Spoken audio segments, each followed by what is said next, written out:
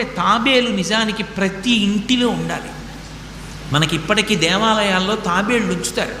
ప్రతి దేవాలయంలో తాబేలు ఉంటుంది. పూర్వం ప్రతి నూతిలో ఒక తాబేలు నుంచేవారు.